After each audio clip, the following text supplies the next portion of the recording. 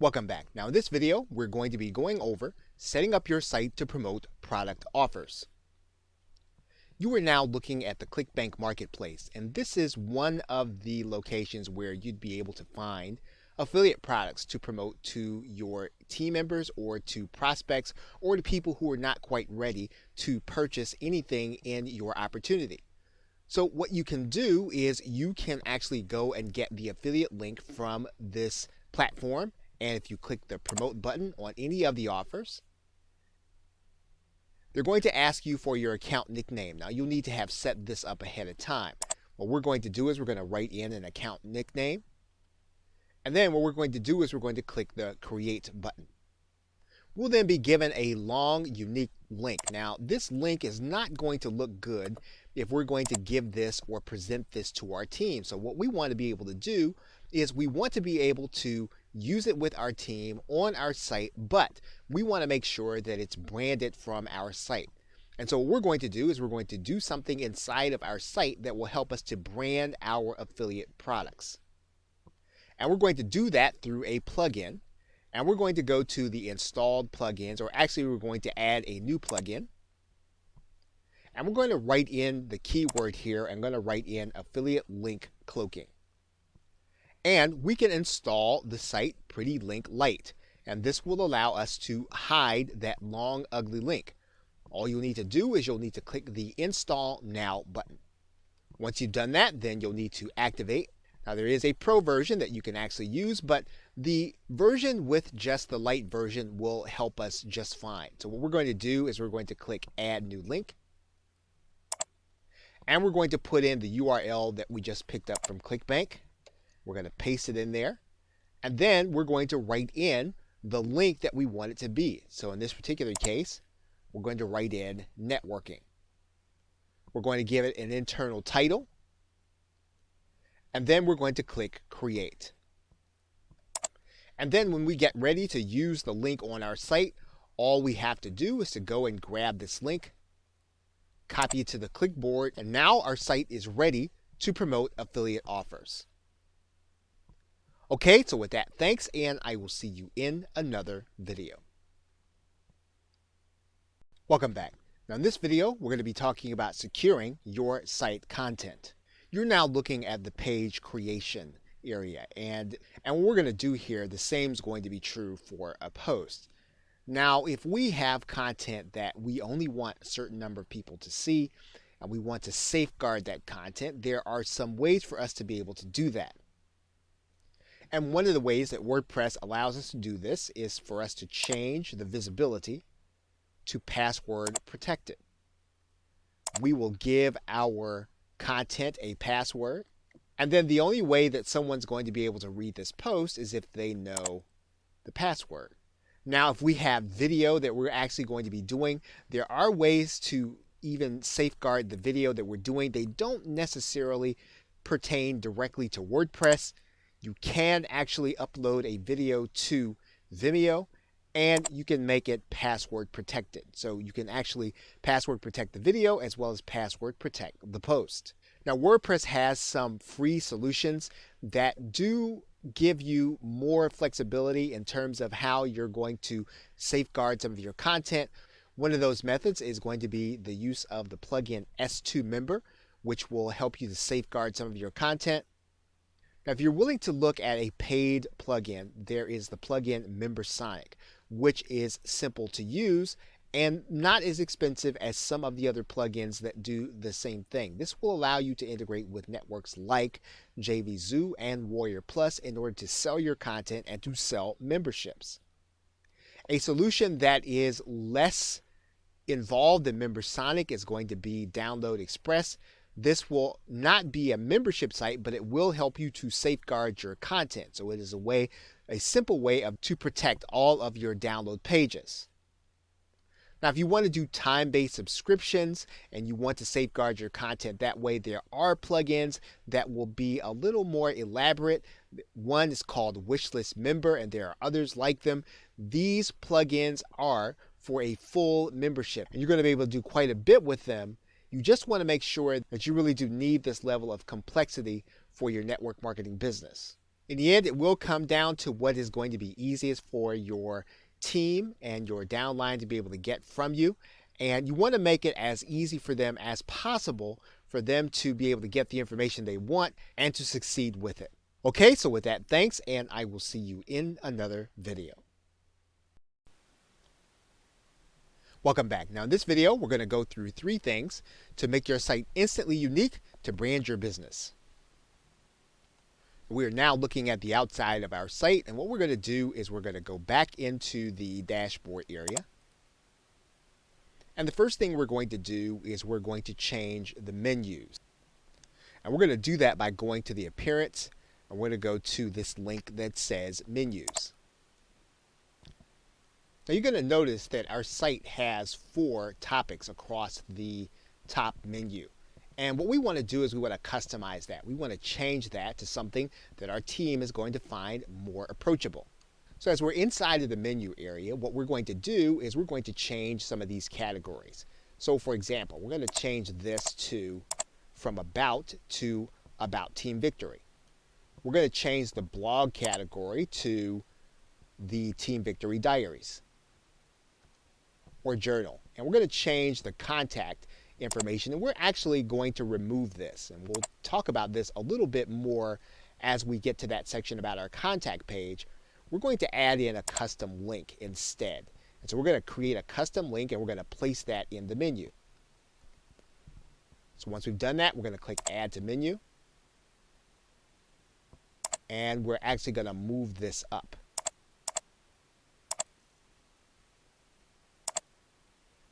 Once we've done that, then we're going to click Save Menu. And then we'll go back and take a look and see what our menu looks like now. And you'll see now that we have fully customized our menu. We now want to customize what our team sees when they come to our site. So we're going to go to the Customize button. We're going to go to the Header Media. And you're going to notice a couple of things here. Now, this header media is actually going to be this image. And we can change this image. So we can change this to something else. Now, the thing that we want to recognize is that the image needs to be of a certain size. It needs to be 2000 by 1200 pixels. However, we can go one step further and we can actually add a video. And it can be something that really reflects who our team is. It can be a video of our team or something that we have done where we have actually been celebrating some of the victories that we've had, or a live event, or something that we want people to see when they come to the site. So we're just going to go to YouTube and get a URL. And we can find any URL. We can grab the link address. And we can come back and actually add that URL in this section. Once we have it there, then we click Save and Publish. And now this will be the image of this video that people will see when they actually come to the site. So while the video is loading, it's going to show the header image. So this is a great way for us to customize our site right away. Now the third area that we can actually go and customize our site is going to be in the categories area. And one of the things you're going to notice is that there's going to be one general category that all of our posts are going to go into. And so what we want to do right away is we want to rename that uncategorized area to something that is recognizable to us. So we're going to call that Team Victory. So that the default category for all of our posts are going to be Team Victory. We go back to categories, and of course we can definitely add more categories, but we've changed this from uncategorized now to Team Victory. And so we'll see the same thing if we go to the settings area and we go to the writing tab. And we'll notice that the default post category is going to be Team Victory. Okay, so with that, thanks, and I will see you in another video. Welcome back. Now in this video, we're going to be talking about adding basic functions through WordPress. Now you may run into situations where you are going to want to change some of the functionality inside of your WordPress site. And in order to do that, you are going to be looking to change some of the plugins. And to do that, you're going to go to your plugins area. And WordPress makes this very convenient to be able to do. And what you're going to do is you're going to start your search inside of WordPress. And you'll see that there's a keyword area right here. And what you can do is you can place the function that you're actually looking for. So, for example, you're trying to find some additional functionality so that you can add a forum. And so you might type in forum here. And WordPress will search for all of the plugins that can be used that will put a forum onto your site. And so you can actually see reviews and what you can actually add to your WordPress site by clicking the install button. Maybe you're looking for an appointment calendar. And so you're going to type in appointment, and once again, you're going to see all of the functions that you can add to your WordPress site. Now, this is not necessarily going to change your entire site into this, but it will add it to your WordPress site. So the way that you change the functionality first is you're going to start within WordPress. Now, of course, you can go and you can search in Google, you can search in Yahoo, you can search in Bing to try to find it, but this is going to be the very best place for you to be able to start because you're going to be able to see the reviews. You can do the same thing with themes. You can click Add New Theme. And what you can do is you can actually use what's called the feature filter. And you can start to look for themes according to the parameters that you want.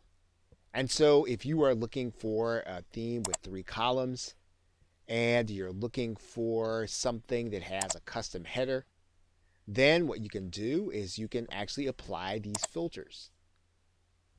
And WordPress will actually bring you back some of the themes that you will be able to use. Now, once again, all this does is change the basic look of your theme. If you want to change the functionality, you are going to want to use the plugins.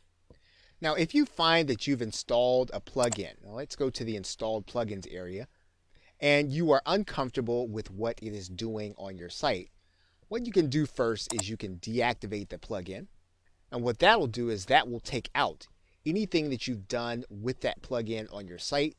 You can then go on to delete that plugin, and that will delete everything that you have done with that plugin, and it'll also take the plugin out of your site. Now, in some cases, you will need to do this because your site may not do what you wanted to do once you've installed a plugin. And so one of the ways that you investigate is to go back and take out plugins that you have put in if your site was working correctly prior to your installing it. Okay, so with that, thanks, and I will see you in another video. Welcome back. Now, in this video, we're going to be discussing setting up our opt-in form on our site. You are now looking at Get Response, and we're going to start the process by going to the Forms area and creating a form. And we're going to pick one of the templates that we believe best reflects what we want to say to the people who are going to be coming to our site. And we're going to use this template. Now, what we're going to do is we're going to click Save and Publish. And then you'll notice that we have some JavaScript code that GetResponse gives us. And we're going to copy that code. And then we're going to come back to our site. And what we're going to do is we're going to go into the Appearance. We're going to go to the Widgets area. And then what we're going to do is we're going to go and we're going to pick up the text box. And we're going to drag that into our sidebar. We're going to place our JavaScript code in this area. And we're going to give this a title. And then we're going to click Save. And then we're going to click Close. Now, what we've effectively done is we've now made that widget available throughout our site anytime someone reads any of our posts. So now what's going to happen is every time someone gets to a post of our content, they're actually going to have the opportunity to opt into our site. So let's take a look to see how it's actually going to look. Now you'll notice here that we have some content, and right here on our post is our opt-in form for our visitors to be able to give us their name and email address. So now one thing that we may want to do is we may want to make sure that this appears above the fold and in the top. So we're going to go back to the widget area and we're going to move some things around so that this opt-in form will be prominent when people come to the site. So we're going to come back to this area and we're going to go back to the widgets. And we're going to notice that there are a couple of things here, and what we want to do is we just want to slide this to the very top. And we may even want to take something out. Maybe we don't want a search box in. And maybe we don't even want the find us in. So we'll take that out. So now what we're going to do is we're going to now take a look to see what our site actually looks like. And now you'll see our post and our opt-in box showing up as soon as someone comes into the site. And so we can actually place our list building efforts at the very top of our site whenever someone comes to any of our posts. Now you're looking at a sample page, and it's important to note that this widget will not appear on our pages but only in our post, and it'll appear in all of the posts. Okay, so with that, thanks, and I will see you in another video. Welcome back. Now in this video, we're going to be talking about setting up a joint venture. You're now looking at the back office of our website, and we're now going to set the website up for more than one person to be able to post, as well as more than one person to be able to operate the site. We're going to do that by going to the users area, and you're going to see that we are the only user. Now, one thing that we're going to do right away is we're going to make this username and the name that people are going to see on the site to be something unique. So we're going to edit this, and we're going to go here and click edit. And we're going to then change the name that's going to be displayed publicly. And so we're going to change this to, and then we're going to click save. We're going to come back, and then we're going to display the name publicly in that way. And we're going to come back and update the profile again. Now, all the posts that we are involved in are going to say this name, or whatever name that we designate that's going to be here, where we say display name publicly. Now what we're going to do is we're going to add in the people that are going to be jointly operating the site with us. We're going to do that by going to add a new person. And we're going to give that person a username, and we're going to write in all the information and then send it out to them. Now, as we're setting up the account, what we're going to do is we're going to make sure that the user is going to be sent their email about their password and logging in. Now, that's not the most important thing. The most important thing for us to determine is going to be the person's role. Now, if the person is actually going to run the site with us and they're going to be in charge of making some of the decisions, you may want to make them an administrator. That will give them the ability to bring people on or take people out. If they're going to have that level of authority and level of decision making, you want to make them an administrator. Now, if you're talking about someone who's going to be posting primarily and who's going to be operating the blog and they're going to be creating content, then you want to make them someone other than an administrator. And if you want to give them charge over some of the other content, then you can make them an editor. However, you just want them to be a contributor. All you're going to do is give them access to be able to post. Then you can make them just a contributor or an author. So once you've determined that person's role, you're going to click Add New User. And once you've created a new user, anytime you want to change it, you go back, you can edit, and then you can change their role. Or you can even change what they are going to appear as when they post. Okay, so with that, thanks, and I will see you in another video.